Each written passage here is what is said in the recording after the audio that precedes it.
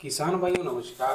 किसान भाइयों आगे अब धान लगाने का समय आ रहा है, तो किसान भाई सोच रहे कि इस बार कौन सा धान लगाया जाए जिससे जो है हमारी फसल अच्छा पैदावार दे।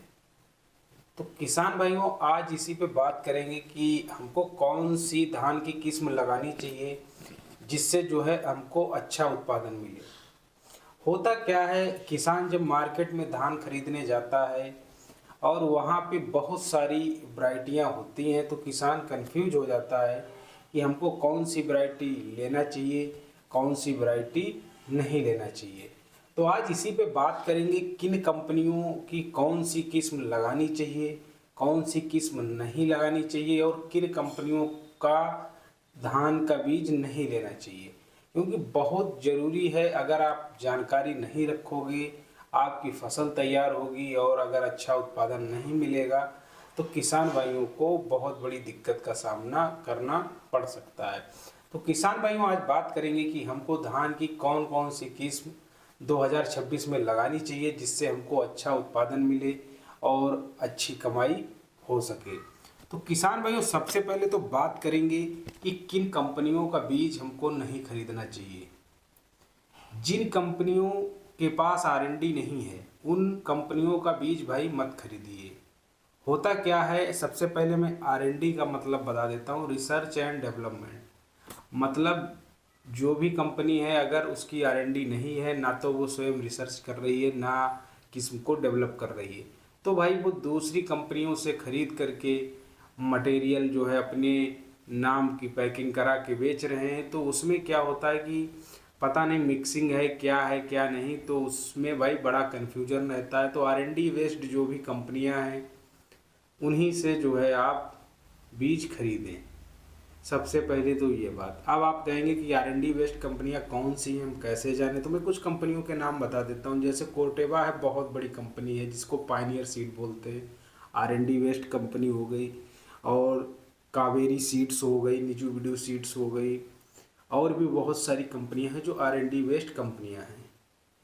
ऐसी कंपनियों से बीज मत खरीदें जो इधर उधर से कंपनियों से खरीद करके अपनी मैन्युफैक्चरिंग करके उनकी ना कोई आर&डी है, बाद में आपकी कंप्लेंट आएगी, कंप्लेंट भी कोई देखने नहीं आएगा। तो ऐसी कंपनियों से बीज भाई बिल्कुल मत खरीदें। जो आर&डी बेस्ड कंपनियां हैं उन्हीं से सीड का बीज करने दें। खासकर पेस्टिसाइड में फिर भी काम चल जाता है, लेकिन जो है सीड में तो बिल्कुल भी भाई दूसरी कंपनियों का सीड ना खरीदें। आर&डी वेस्ट जो कंपनियां हैं उन्हीं का सीड आप खरीदें।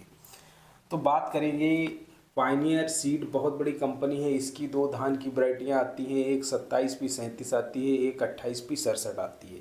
तो 27P37 की अगर बात करें तो 125 से 130 दिन की वैरायटी है। अगर इसकी यील्ड की बात करें 27 से 30 कुंटल तक प्रति एकड़ जो है इसका उत्पादन निकलता है।